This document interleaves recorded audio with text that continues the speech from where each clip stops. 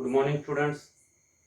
In aldehydes, ketones, and carboxylic acids, next topic is the oxidation and reduction reactions of aldehydes and ketones. So, first is the oxidation of aldehydes and ketones. Among the aldehydes and ketones, the aldehydes are easily oxidized, while the ketones are difficult to oxidize. The oxidation of ketone is very difficult because in ketone there is a presence of carbon-carbon bonds, and for the oxidation the carbon-carbon bond must undergo breakdown, and for the breakdown of this carbon-carbon bond, which is a very strong bond, it is difficult, and therefore the oxidation of the ketone doesn't occur easily. The oxidation of ketone occur in presence of a very strong oxidizing agent, means the oxidation occur under the strong conditions, drastic conditions, while the aldehyde undergo oxidation easily, because in the oxidation of the aldehyde there is no need to break the carbon-carbon bond. There is no breakdown of the carbon-carbon bond, and therefore the oxidation of the aldehyde occur in presence of a weaker oxidizing agent or under the mild conditions. But the oxidation of ketone occur under the very strong or the drastic conditions by using a very strong oxidizing agent. So let us see the oxidation of aldehydes and ketones. When the aldehydes are oxidized by the oxidizing agent such as dilute HNO3, dilute nitric acid, or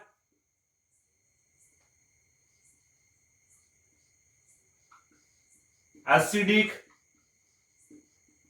K2Cr2O7, acidified potassium dichromate, or acidified KMNO4. The oxidation occur by using the dilute nitric acid or acidified potassium dichromate or acidified potassium permanganate. Then the aldehyde get oxidized to a carboxylic acid. Aldehyde get oxidized to the carboxylic acid. Here this is the nascent oxygen. This nascent oxygen is released by the oxidizing agent such as dilute nitric acid or acidic K2Cr2O7 or acidic KMNO4. These oxidizing agents release the or produce the nascent oxygen, and this nascent oxygen get added in the molecule of aldehyde, and this aldehyde is converted into the carboxylic acid with the same number of carbon atoms. The carboxylic acid contains same number of carbon atoms. For example, here when acetaldehyde is oxidized by acidified potassium dichromate, then it is converted into acetic acid. It may also be written as CH3COOH. Acetic acid is formed here. So this is the acid with the same number of carbon atoms. Any aldehyde gives the carboxylic acid with the same number of carbon atoms. When we bring about the oxidation of propionaldehyde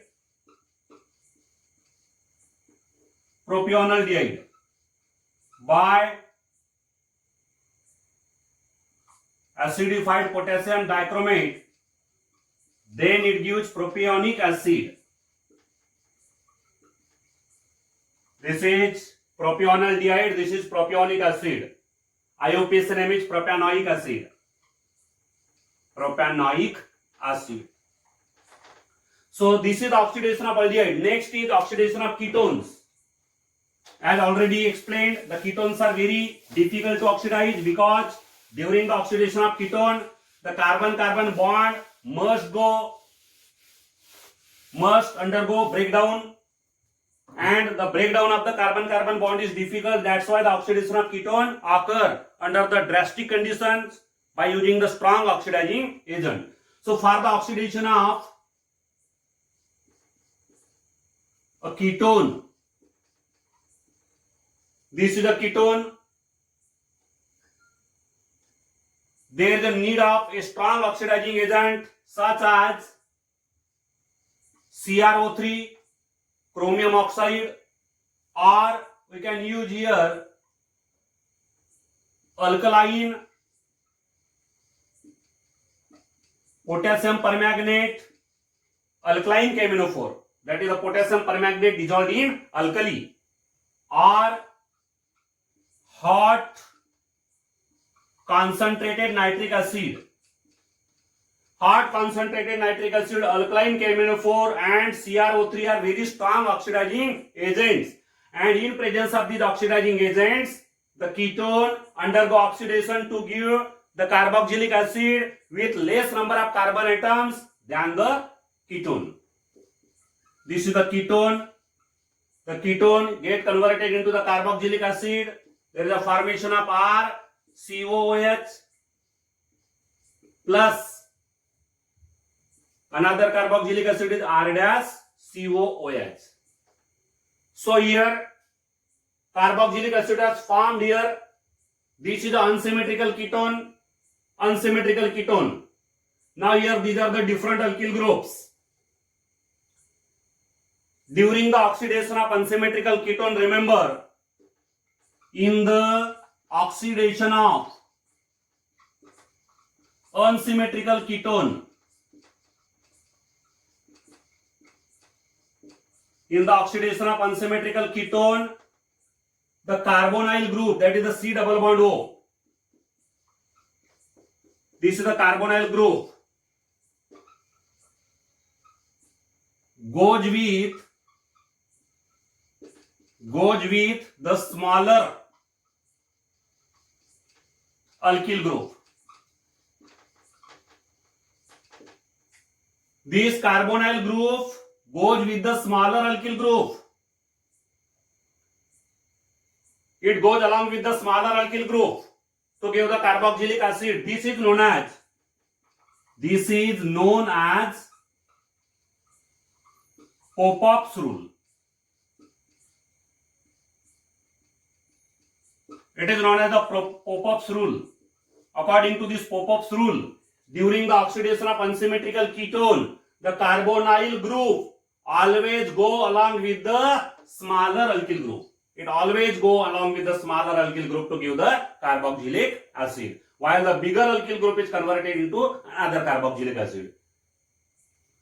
Let us take the examples of ketones. Now here we are going to take a simple ketone or symmetrical ketone, acetone. When acetone is oxidized by CrO3,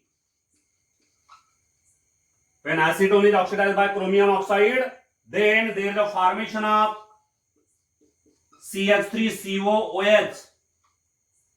This is one carboxylic acid, and the other carboxylic acid is formic acid. Acetic acid and formic acid, these two acids are formed. This is acetic acid and this is the formic acid.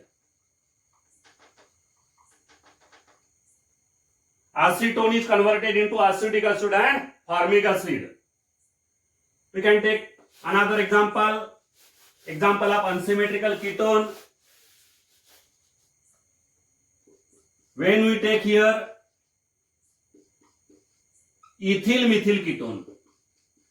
Now this is ethyl methyl ketone, because on one side there is a ethyl group and on the other side methyl group. Its IUPAC name is butane 2-ONE. Butane 2-ONE. When it is oxidized by chromium oxide,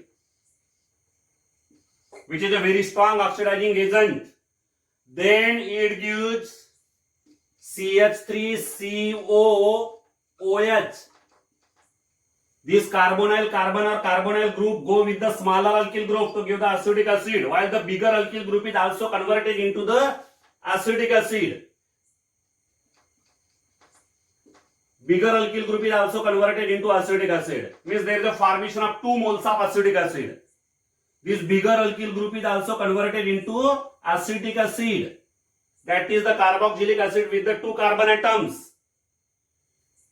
So unsymmetrical, remember about the unsymmetrical ketone. In unsymmetrical ketone, during the oxidation, the carbonyl group goes along with the smaller alkyl group to give the carboxylic acid. Ethyl methyl ketone gives 2 moles of acetic acid. This is about the oxidation reaction. Then next is the reduction reaction. Reduction of aldehydes and ketones.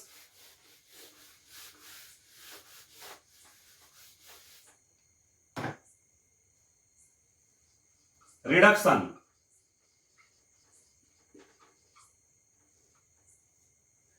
The reduction of aldehydes and ketones by Clemenson's method. Clemenson's reduction. Clemenson's method or Clemenson's reduction. In Clemenson's reduction, the reducing agent is zinc amalgam and concentrated HCl. Here the aldehyde as well as the ketone is reduced by zinc amalgam and concentrated HCl. It is a very strong reducing agent. Now zinc amalgam means, zinc amalgam is nothing but the alloy of zinc with mercury. Alloy of zinc with mercury is known as the zinc amalgam. And in this zinc amalgam, if we add concentrated HCl, then there is a formation of nascent hydrogen. Nascent hydrogen is formed there. This is the nascent hydrogen, newborn hydrogen, and there is a reduction of the aldehyde to give the hydrocarbon, that is the alkane, or CH3. Here actually this carbonyl group is converted into methylene group. Carbonyl group is converted into methylene group. This is the methylene. CH2 means methylene group. Carbonyl group is converted to methylene group, and therefore there is a formation of an alkane. Alkane is formed. Aldehyde is converted into alkane. Similarly, the ketone is also converted into an alkane. This is the Clemenson's reduction.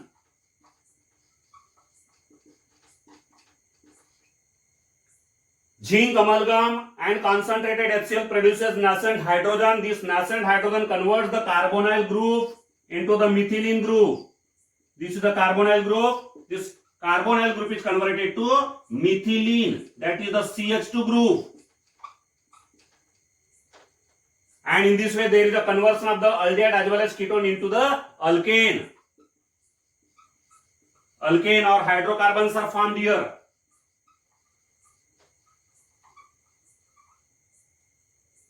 We can take here example of Clemenson's reduction. Suppose you have taken acetaldehyde.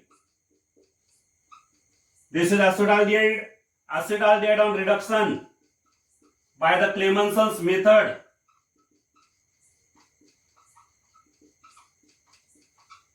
It will result in the formation of CH3, CH2H. CH2H means CH3. CH3 means it is an alkane. Its name is ethane. Acetaldehyde or ethanol. Acetaldehyde means ethanol. IUPAC name is ethanol. This ethanol is converted into ethane. This is the example of Clemenson's reduction. Another example of Clemenson's reduction, when we take acetone. Acetone, CH3, C double bond O, CH3. When it is reduced by the Clemenson's method, that is by zinc amalgam and concentrated HCl, then it is also converted into the alkane CH3. Carbonyl group is converted into methylene group. This is the carbonyl group which is converted into the methylene group. And there is a formation of alkane. The name of this alkane is propane. This is a propane. That is the alkane with 3 carbon atoms. We can take one more example.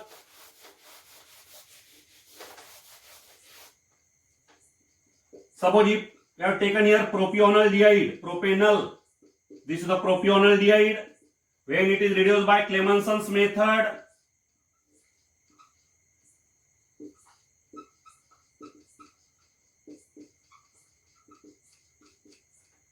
this carbonyl group will be converted into the methylene group. CH3, CH2, carbonyl is converted into CH2, and this is the H. H remains as it is. Means it is CH3, CH2, CH3. The name of this alkane is propane. Means propane is produced from acetone as well as propanoldehyde. Propanoldehyde means propanol. IUPAC name is propanol. Propanol and propanone. Acetone is also known as propanone by IUPAC. So propanone and propanol both give the same alkane, that is the propane. This is the Clemenson's reduction. Next reduction is the Wolff-Kishner reduction. B. Wolff-Kishner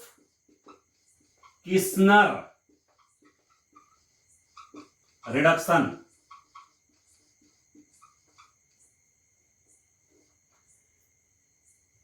Wolff-Kishner reduction involves the reduction of aldehyde or ketone by reacting with hydrazine.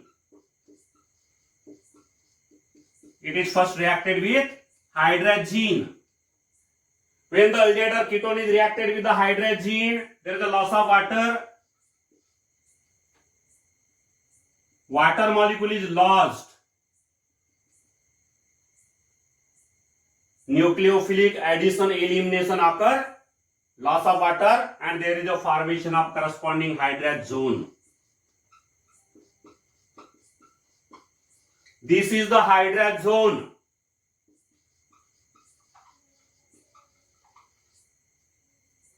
Hydrazine converts the aldehyde or ketone into its hydrazone. This is the aldehyde, therefore it is the aldehyde hydrazone. Later on, it is strongly heated with an alkali, KOH, in high boiling liquid such as ethylene glycol, CH2OH, CH2OH. Ethylene glycol is a very high boiling liquid. Its boiling point is very high. Ethylene glycol. So hydrazone is then heated with alkali in high boiling solvent. High boiling solvent, that is the ethylene glycol. Then it gets reduced to give the corresponding hydrocarbon. Hydrocarbon is produced here. There is a liberation of N2 gas. This nitrogen and this nitrogen is liberated in the form of nitrogen gas, and these two hydrogen atoms combined with the carbon atom. Means here also, like the Clemenson's reduction, in the Wolff-Kishner reduction also the carbonyl group is converted into the methylene group. You can see here, you can compare these two, the reactant and the final product. The carbonyl group is converted into the methylene group in both of these reductions, Clemenson's method as well as the Wolff-Kishner reduction. So this is the hydrocarbon or alkane. Hydrocarbon or alkane is formed here. Both aldehydes as well as ketones are reduced by this method. This is the Wolff-Kishner reduction. What we have to do here in the Wolff-Kishner reduction? We have to react the given aldehyde or ketone with hydrazine. Then there is a loss of water to give the corresponding hydrazone. Then the hydrazone is reacted with alkali, boiled with alkali in high boiling solvent, that is the ethylene glycol. Then there is a formation of the corresponding hydrocarbon. This is known as the Wolff-Kishner reduction. In the Wolff-Kishner reduction also, ultimately the carbonyl group is converted into the methylene group, and there is a formation of hydrocarbon or alkane. Here we can take the example. Suppose here we have taken acetaldehyde This is the aldehyde. This is hydrazine. Then it will lose water molecule, and there is a formation of the hydrazone. Now this is the hydrazone of acetaldehyde, and therefore its name will be acetaldehyde hydrazone. Acetaldehyde hydrazone. Later on, this acetaldehyde hydrazone is boiled with KOH and ethylene glycol. Ethylene glycol is a very high boiling liquid, high boiling solvent. So here there is a formation of the hydrocarbon CH3 CH2. Means there is a formation of CH3. We can write it as CH3. It is the ethane, and there is a liberation of nitrogen gas. This is ethane. So here acetaldehyde is converted into ethane, means ultimately this carbonyl group is converted into the methylene group. Carbonyl group is converted to methylene group. We can take more examples of Wolff-Kishner reduction.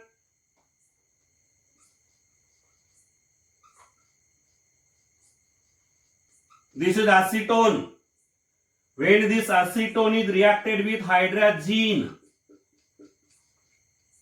then with the loss of water, there is a formation of acetone hydrazone. This is acetone hydrazone. Hydrazone of acetone.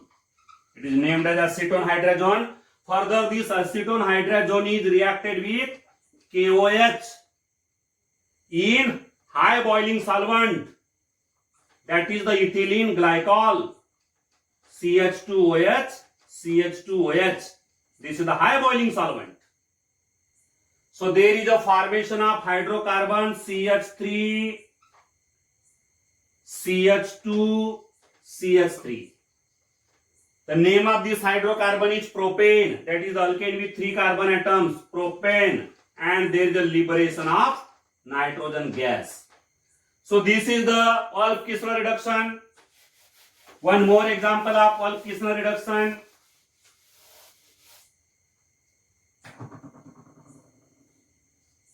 We can take the example of aromatic ketone. Aromatic ketone.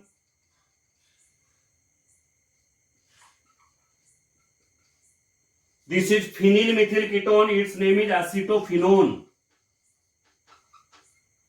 Acetophenone, that is a phenylmethyl ketone. When it is reacted with hydrazine, it will give the corresponding hydrazone.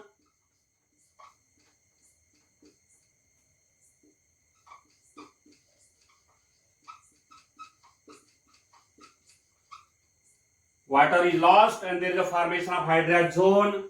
Then this hydrazone is heated with KOH in ethylene glycol. Ethylene glycol is the solvent with the high boiling point. So here there is a formation of the hydrocarbon C6H5O, CH2, CH3 plus N2. Now the name of this hydrocarbon is ethyl benzene. Means alkyl benzenes are formed here. From the aromatic ketone, what we get? Alkyl benzene. What will be the name of this alkyl benzene? Ethyl benzene, because this is the ethyl group. CH2, CH3 means C2H5. Its name is ethyl benzene. Ethyl benzene is produced here from acetophenone. So alkyl benzenes are obtained from the aromatic ketones. Alkyl benzene. This is the example of Wolff-Kishner reduction. Now it is important for the competitive point of view, the advantage of Wolff-Kishner reduction. See here the advantage of Wolff-Kishner reduction.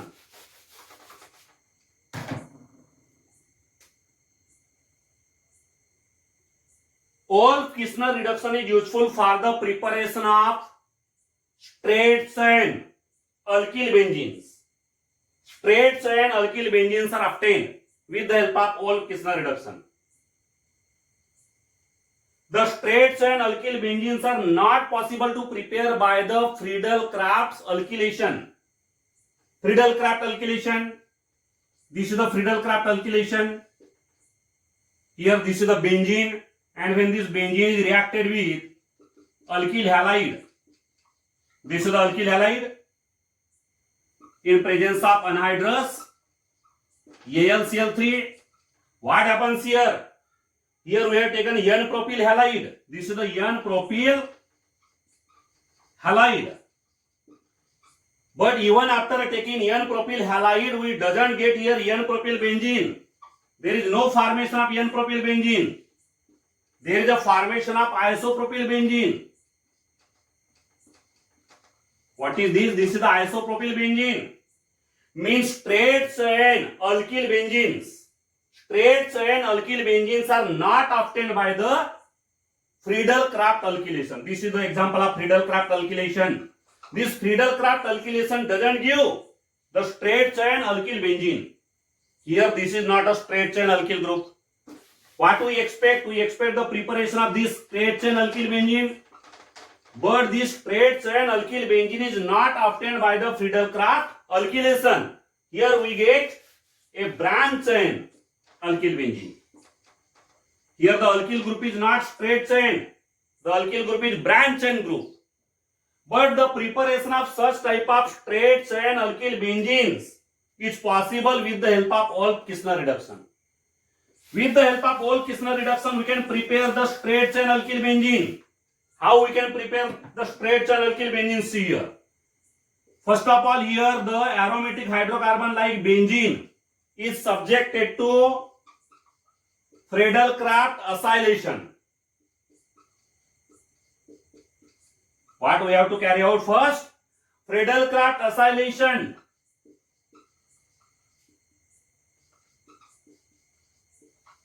What will happen here? Acyl group will replace the H positive ion, and here we get the acyl benzene.